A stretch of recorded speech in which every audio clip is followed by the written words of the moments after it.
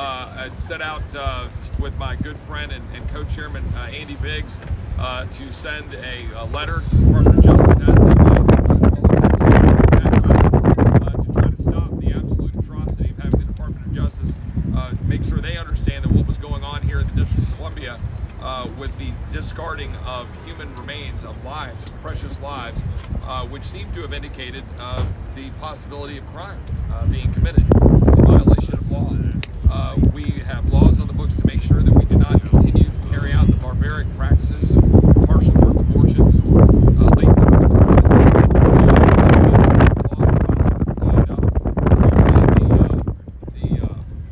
Continued evidence that's mounted on that, and just so thankful for all of the groups that are here today and all of the groups that have been so involved with making sure that we're exposing the truth and exposing what's happening.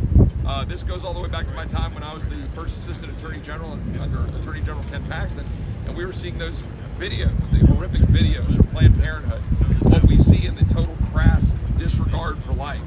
I remember my godson, who is alive today, and his mom, my dear friend, was told that she should abort him because a scan showed, some separation in the hemispheres of the brain, which turned out to be false. That if she made that choice, my godson wouldn't be with us today. It's the way she described it. The doctor came in with this cold callous, like you're almost ordering a Starbucks, just said you should go get an abortion. We are standing against that kind of callousness against life.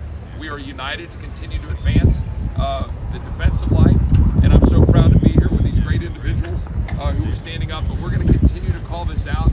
We need to protect these individual lives. These 5 precious lives deserve to be respected, and we're here united to say that that should be done. And again, I appreciate my colleagues, and I'm going to turn it over to my friend Andy Biggs. I thank Chip for leading on this. He did a great job, and it's great to stand with so many like that, because we all recognize every life has value, every life.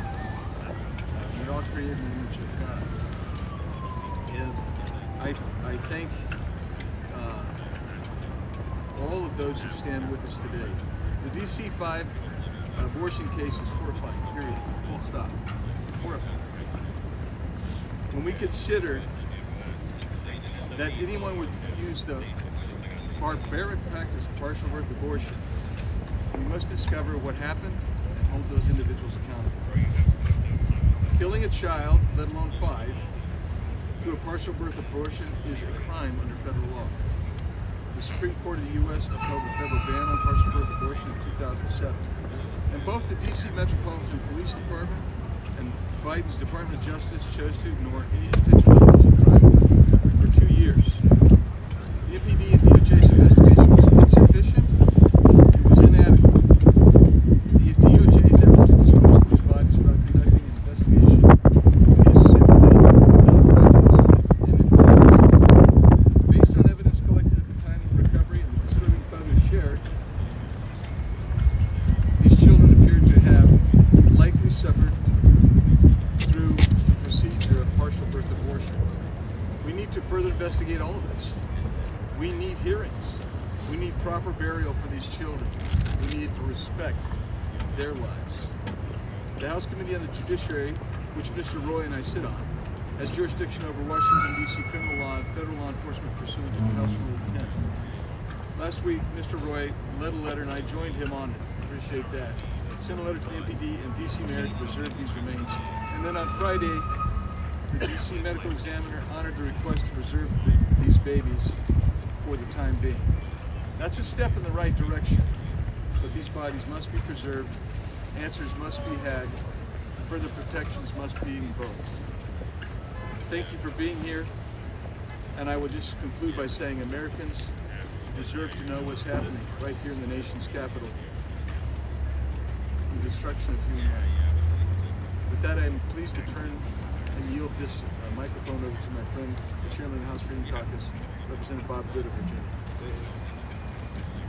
Thank you, Chairman Biggs, and thank you everybody for being here today to discuss what is actually a difficult topic, and it illustrates where we are as a country, that we would even have to talk about this. But to lay out some of the facts that brought us here specific to this press conference, in March 2022, progressive anti-abortion uprising activists claimed to to have obtained a box from a whistleblower that contained 115 aborted children from the Washington Surgery Clinic, a facility operated by the late-term abortionist Dr. Santangelo. 5 of these babies appear to have sustained injuries, suggesting they were killed using the illegal partial birth abortion method, which I won't describe at this press conference. Or perhaps they were born alive and just abandoned to die, one of the two. Title 18, Section 1531 of the U.S. Code makes partial birth abortion illegal. Thousands of pro-life activists called on the D.C. Metropolitan Police to investigate this gruesome slaughter of these innocent 5 babies. Investigate their killer, Dr. Santangelo, and to give these little ones proper burial. D.C. Metro Police dismissed them as legally aborted medical waste and refused to perform an autopsy, investigate the murder, or seek justice for these 5 children. The DOJ has directed the D.C. medical examiner to destroy the remains of the bodies of the DC-5. And I'm thankful to our colleagues here today who advocated, who stepped in the gap. Chairman Roy, Chairman Biggs. These babies before that never had anyone to advocate for them. And the very law enforcement tasked with protecting the most vulnerable in our society that has become complicit in covering up the cold-blooded murder of these precious lives. The Washington Post, citing 2 anonymous sources, reported in 2022 that the D.C. Medical Examiner's Office again had no plans to conduct an autopsy. And all that had been publicly said by officials about the legality of these killings, that the 5 babies' remains were recovered, but they were aborted in accordance with the D.C. law, which allows abortions up to 9 months. So again, I want to thank my colleagues for intervening, for everyone gathering here today in the name of the most precious, most fundamental of rights that we have, the right to life. And we're calling for transparency for how these babies were killed. The American people should know that federal law was broken right here in this Washington, D.C. in these tragic cases. We all know life begins at conception. The science confirms that, period. We should protect life from conception, let alone to investigate and hold accountable those who may have perpetrated the most heinous of abortion crime, or even allowing babies born alive to die there in the so-called medical facility. So I join my colleagues in calling on the House and the Senate to call for an autopsy on these 5 precious Americans who were not afforded the liberty that we enjoy today. With that, I yield to my friend from Texas, Pat Fowler. Thank you, Bob, and thank you all for coming today, and thank you for my colleagues. We're here to stick up for those that don't have a voice. We must get to the bottom of what really happened to the DC-5. And just in context, in 2022, the remains of 115 babies were found outside a DC abortion clinic, and 5 were victims of either late-term abortions or they were allowed to be born and then they were abandoned. I can't think of anything, as my good friend Bob Good said, more heinous or more barbaric. And it's really about as bad as it gets. Soon after the discovery of the remains, congressional Republicans in 2022 cried out and demanded autopsies and an investigation. Fast forward, no autopsy, no investigation. You have to ask yourself, why? Are we a country that has a rule of law or not? Does the Justice Department actually dispense justice? I think those are very fair questions. And with the emergence of new evidence, I led a letter that had 44 of my Republican colleagues sign on last week, because we need to protect those that are so vulnerable. And we demanded that the DOJ halt the medical examiner's plan to dispose of the body and conduct an investigation. So we are glad that at least for now they haven't disposed of the body. But doctors are look at these victims. These are murders. This really honestly doesn't have anything to do with abortion. This is about murders. And yet nothing's been done. So the big question is,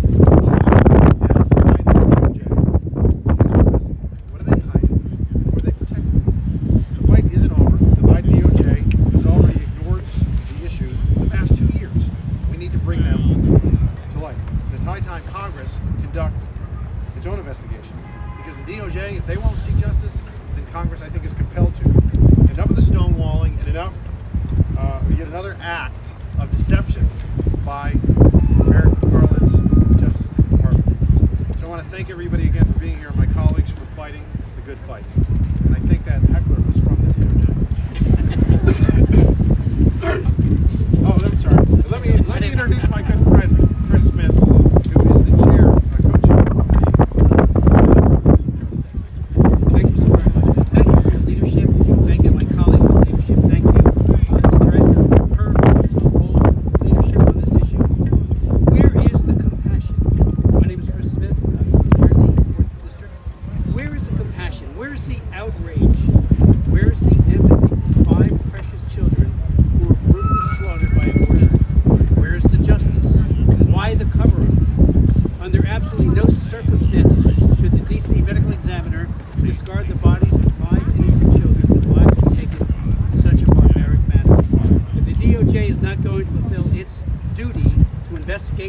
potential federal crimes committed against these child victims in Congress should immediately take up its own investigation and demand, at a minimum, the preservation of evidence. When they were alive, these babies deserve to be treated with respect and compassion.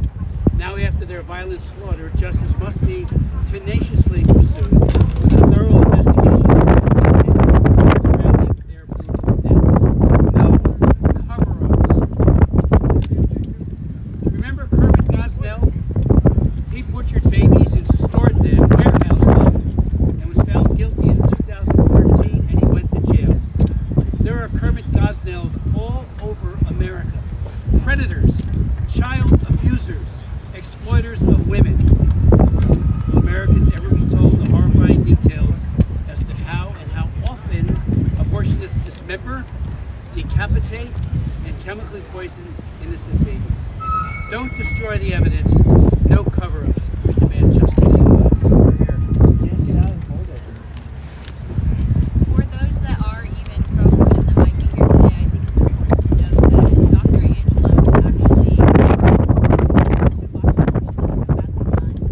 that the woman died and found fetal tissue within her lungs.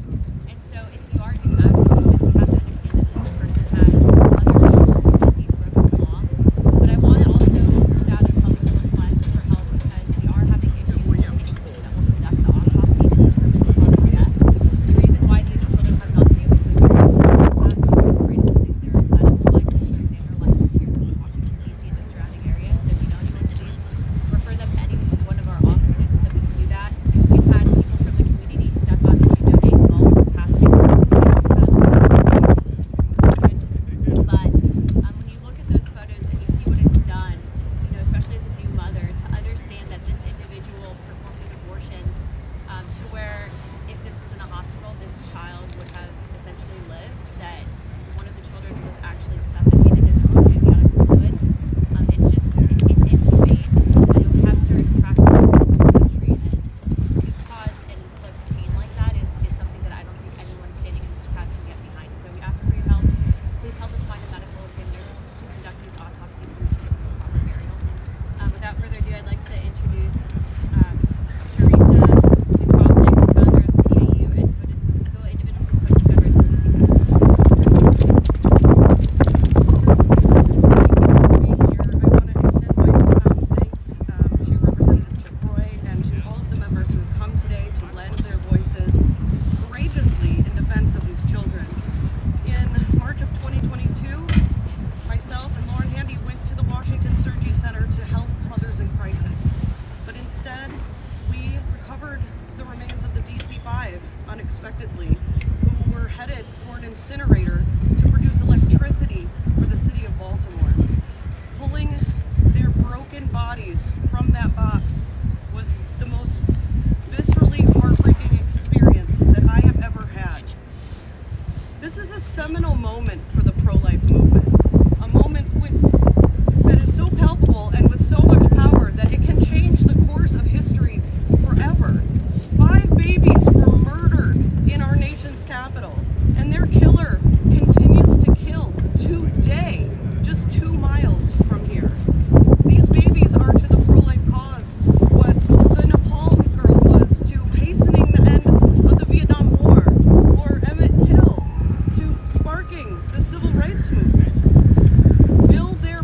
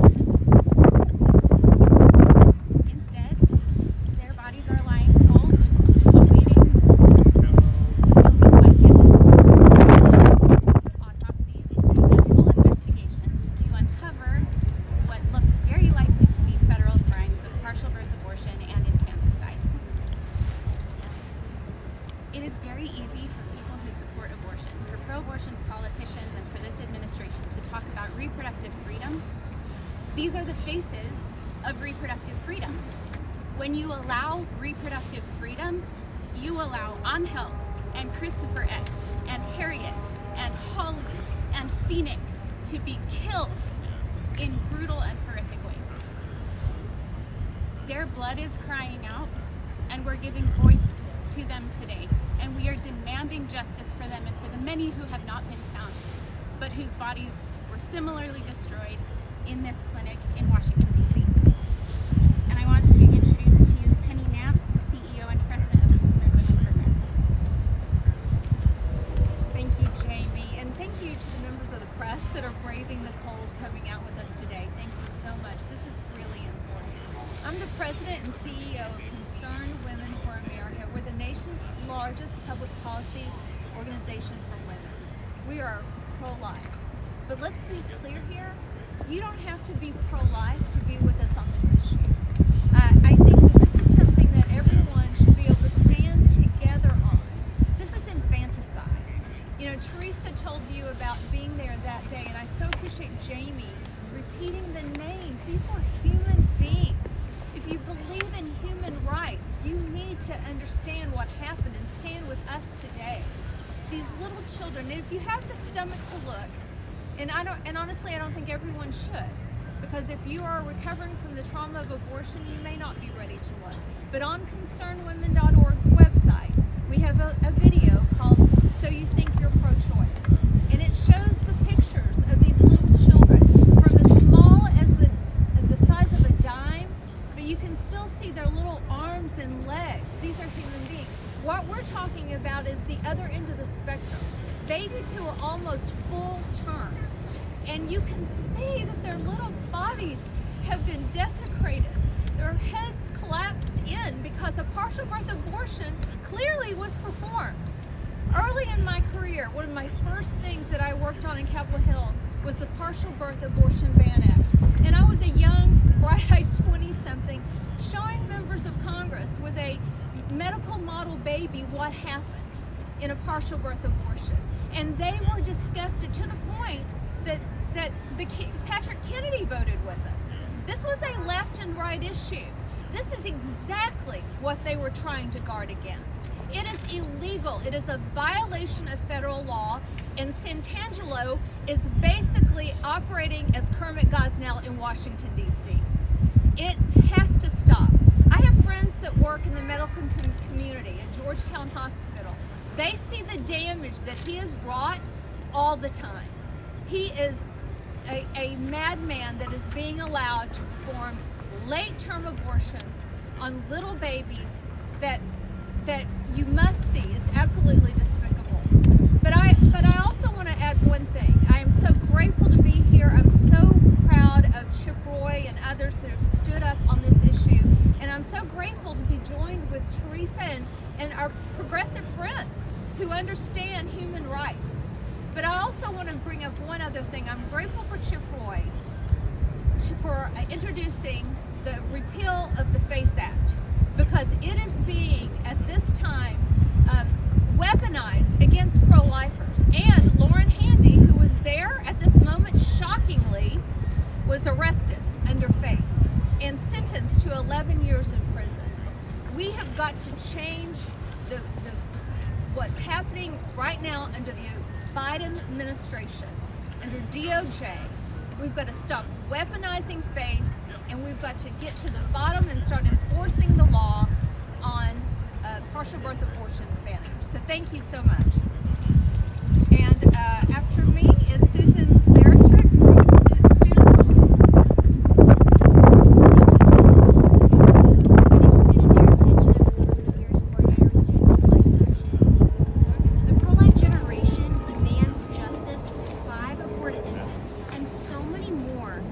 Students their lives to abortion in the heart of our nation's capital. Students for Life Action's President Kristen Hawkins stated, if these 5 fetuses, these 5 innocent children, died from an act of infanticide or unconstitutional partial birth abortions, people must be held criminally accountable. Students for Life Action calls on DC Police Chief and Congress to do the job that neither Biden's Department of Justice nor DC's mayor seems inclined to do: investigate late-term abortion in DC. We are told that the city medical examiner has no plans to do the job required and determine how the babies died, and that DC Police Executive Assistant Chief of Policy claims that these 5 fetuses were aborted in accordance with DC law. How can they tell anything of the sort without an autopsy? We need to know if those babies drew a breath and then were killed outside of the womb in an act of infanticide.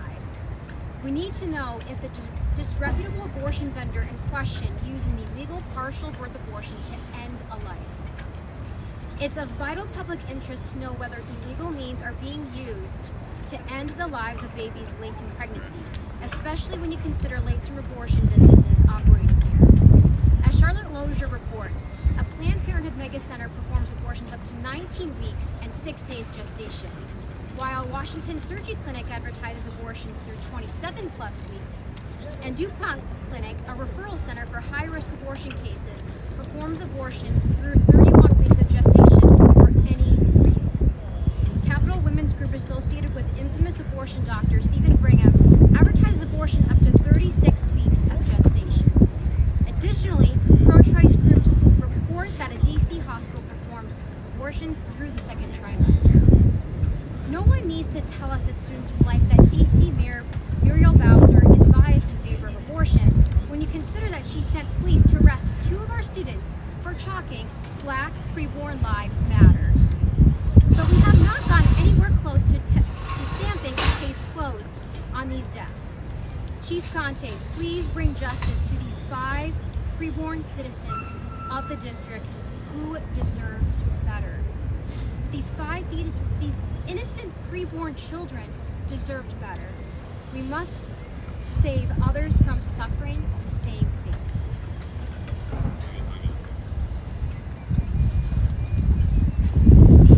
Sorry, I'll introduce Ben Sisney. Hi, I'm Ben Sisney, I'm an attorney with the American Center for Law and Justice here in D.C. It is our honor to represent the Reverend Patrick Mahoney and his wife Katie, who are here today. Now we'll hear from Reverend Mahoney. Thank you. I'm Reverend Patrick Mahoney, Director of the Christian Defense Coalition and Chief Strategy Officer for Stanton Public Policy Center.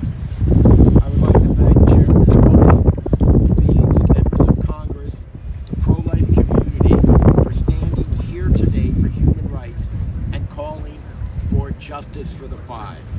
I also would like to thank the American Center for Law and Justice for their stellar legal work as they passionately fought up into the last minute to ensure these precious children were not cremated last week. When these children were obtained by the pro-life group POW, it was clear that they had experienced partial birth abortion and infanticide, which is illegal. Today, Lauren Handy and 8 other pro-life heroes are facing potentially 11 years in federal prison for peacefully intervening to save children from abortion violence at the exact same clinic where the DC-5 were killed. And part of their defense is that they intervened to prevent illegal activity. This is why an autopsy is so critical for their case and for justice for the 5. After the autopsy, we are seeking these children be given to the pro-life community to receive a proper burial. Philippians 1:3 says, "I thank my God in all my remembrance of you." Psalm 116:15, "Precious in the sight of the Lord is the death of his children." Nobel Peace Prize laureate and Holocaust survivor Elie Wiesel said, "To forget the dead would be akin to killing them a second time." We gather here today to say we will not forget these precious children. Your lives had dignity, purpose, and meaning. You were precious creations in the sight of God. That is why we are working with the ACLJ and the Archdiocese of Washington, D.C. as we petition the D.C. Medical Office to release these children to ensure they receive an honorable and dignified burial after the autopsy. It is our hope and prayer they will end up in a Catholic cemetery here in our nation's capital, where they can be visited and remembered, and not casually thrown into an unmarked grave as something to be disposed of. I close with the words of a sacred Jewish prayer. As long as we live, they too will live, for they are now a part of us as we remember them. To the DC-5, you are part of us. We will remember you. We will always fight for you. Thank you. Thanks, Reverend. I just want to close out and just say thank you. Thank you to my colleagues. A few have had to go on to other committee work, which I'll be heading to momentarily. But we're here to remember the DC-5, but to fight for them. And fight for them to be treated as they should be treated. I think it's really important. Right? If a 1-month-old child was just discarded and just tossed aside, imagine the horror. Imagine all the news stories. Imagine what you'd see on, CNN, local news, Fox News, whatever. And here we're talking about precious life that was just callously disregarded, discarded, just thrown away like refuse.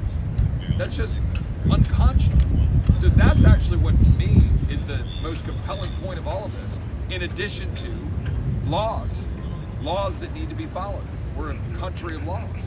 And so when we gather here today, we're talking about both that violation of our conscience in terms of how these human beings were treated and the violation of law.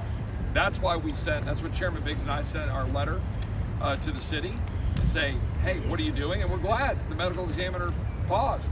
But now what, right? We need to go seek the truth. We need to know what's going to happen next. We need the Department of Justice, as my colleague Pat Fallon pointed out, to look into this.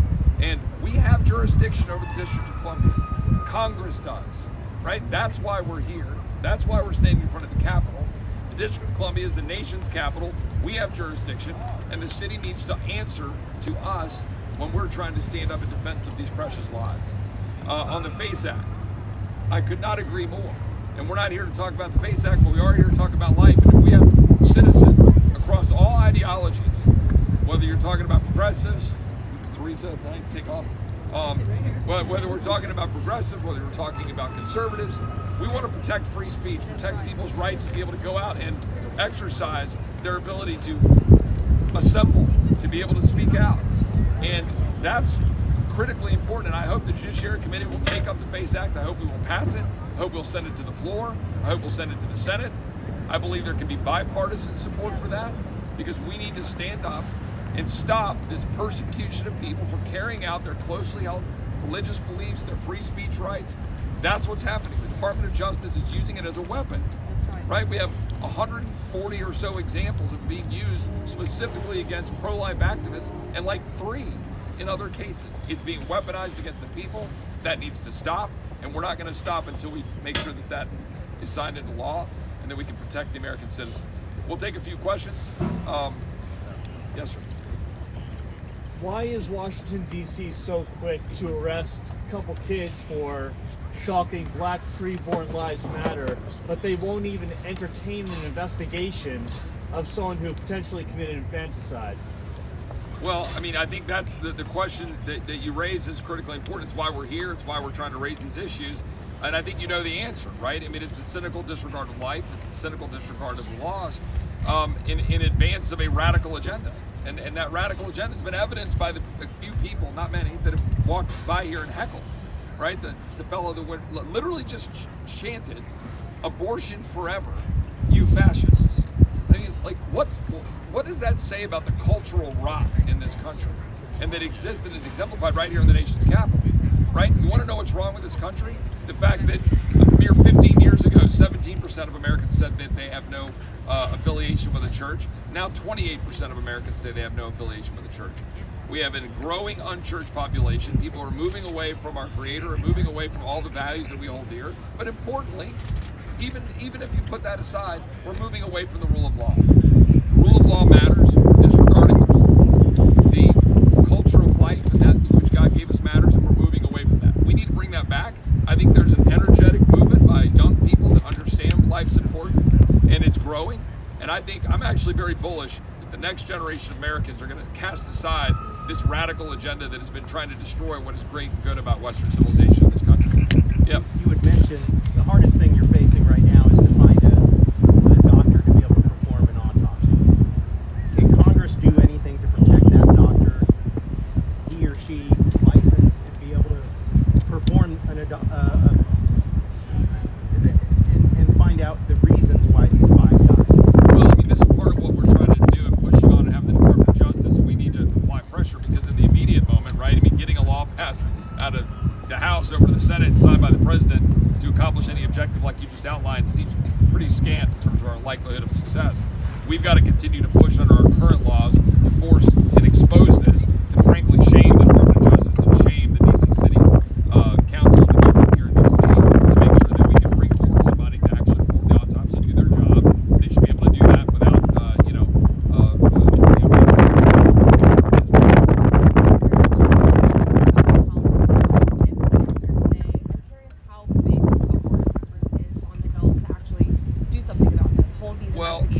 yeah, I mean, the fact that you had, I think we had 1, 2, 3, 4, 5, maybe 5, 6 members, I think, here in a not warm day.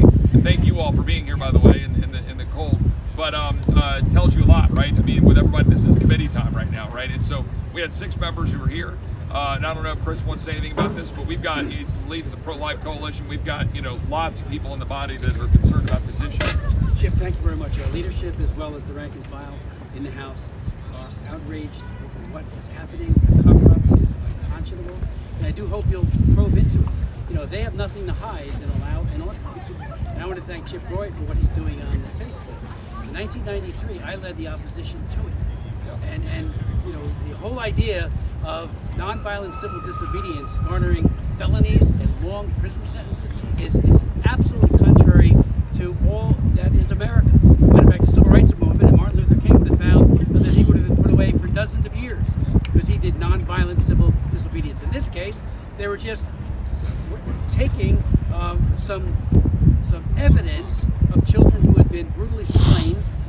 Obviously, and Chip knows this because he's doing a tremendous job leading this. We believe that partial birth abortion did occur by just the pictures and what we can see visually from the remains of these children. And then the Born Alive Act seems to have been violated as well. Let me remind everybody that in the Partial Birth Abortion Act, there is an absolutely clear prohibition against prosecuting women. That false narrative is out there all the time on the other side. It's right there in black and white. We want the doctor who killed these kids in a horrific fashion. And again, I brought up, as did Penny, the whole issue of Gosnell. It was a grand jury investigation. I remember reading their very long investigative, what they found. I had to put it down several times. It was so horrific what he was doing to these kids. He called them snippings when he would cut the back of their necks. We have 5 kids that represents many more than 5. And I'm so glad they have names who have been brutally slain. Our pro-life caucus and our pro-life members in the House and Senate are very, very strong. This is an outrage. It has to stop. And minimally preserve the evidence. As I said before, Chip said it, we all said it, no cover-up. Yeah, let me just add one point to that. I mean, the point about the law being violated, partial birth abortion, these laws exist for a reason. They've been fought for a long time for a reason. And I brought up that point about when I was the first Assistant Attorney General and I was in Texas, and the videos that we all saw from Planned Parenthood, which began to expose and let people understand and see this. I mean, we cleanse over this stuff. And I once talked on a radio program, and man, all the callers calling in because they didn't want to hear it. But when you see the videos and you see the arms being picked through, like you can't even imagine that in the United States of America this kind of barbarism is allowed, and that we see it unfold. And so this is what this is about. We have to call it out. We need to expose it and make sure that we do everything we can do to prevent it. One last question. Yes, ma'am.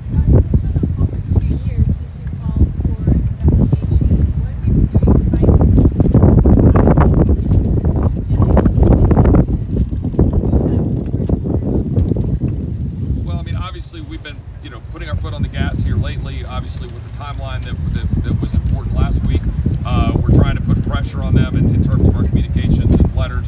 I've only been the chairman of a subcommittee for about 2 months now, so we're trying. But joking aside, we're trying to use that now. I've been blessed with that position, joining again forces with Chairman Andy Biggs to be able to use that to press on it, and then use that, as I said, to try to make sure we're advancing legislation like the FACE Act and other legislation, which I realize is related but not directly on point. But the fact is, last week was a win. It was a win to make sure it was clear why this was critically important, and we've just got to keep doing it and keep working to make sure we advance it. Thank you all for coming out. God bless you all. Thank you.